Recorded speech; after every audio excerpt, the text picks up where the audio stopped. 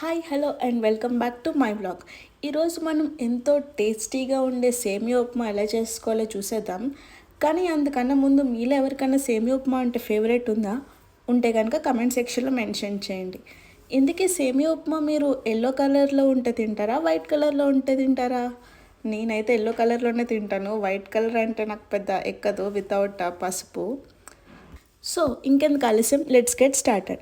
ముందుగా అయితే ఒక మూకుడు తీసుకుని అందులో కొంచెం ఆయిల్ వేసి, అలాగే కొంచెం జీలకర్ర, ఆవాలు, అలాగే పచ్చిమిర్చి, శనగపప్పు, అల్లం వేసుకుని బాగా ఫ్రై చేసుకోవాలి. వన్స్ పచ్చిమిరపకాయలన్నీ బాగా ఫ్రై అయ్యాక కరివేపాకు కూడా వేసుకుని బాగా ఫ్రై చేసుకోవాలి. నెక్స్ట్ అలాగే మనం చాప్ చేసి పెట్టుకున్న ఆనియన్ స్లైసెస్ కూడా వేసుకుని బాగా ఫ్రై చేసుకోవాలి.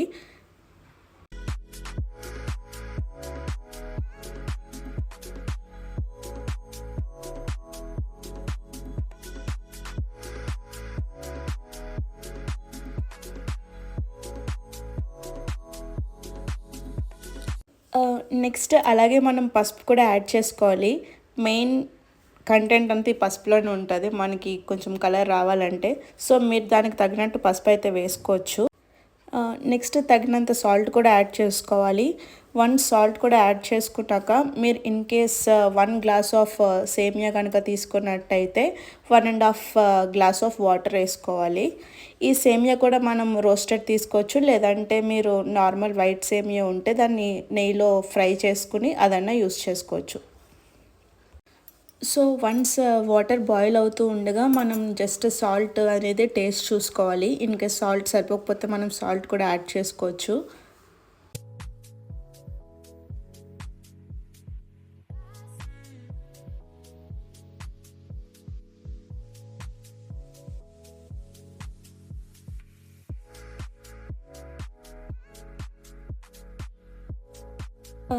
నెక్స్ట్ ఇలా బాయిల్ అవుతున్నప్పుడు మనం సేమియా కూడా వేసుకుని తిప్పుతూ ఉండాలి. వన్స్ సేమియా అంతా వేసేసుకున్నాక మనం లో ఫ్లేమ్లో ఉడికించుకోవాలి. సో వన్స్ సేమియా అంతా ఉడికిపోయి వాటర్ అంతా ఇంకిపోయాక మనం స్టవ్ ఆఫ్ చేసుకుని కాసేపు చల్లార్చుకుని తర్వాత మీకు టేస్ట్కి ఇంకా కావాలంటే లెమన్ కూడా యాడ్ చేసుకోవచ్చు. సో అలానే మీ ఇంట్లో వెజిటబుల్స్ ఉంటే మనం వాటర్ బాయిల్ చేసుకున్నప్పుడు అందులో క్యారెట్, క్యాప్సికమ్ కూడా యాడ్ చేసుకోవచ్చు.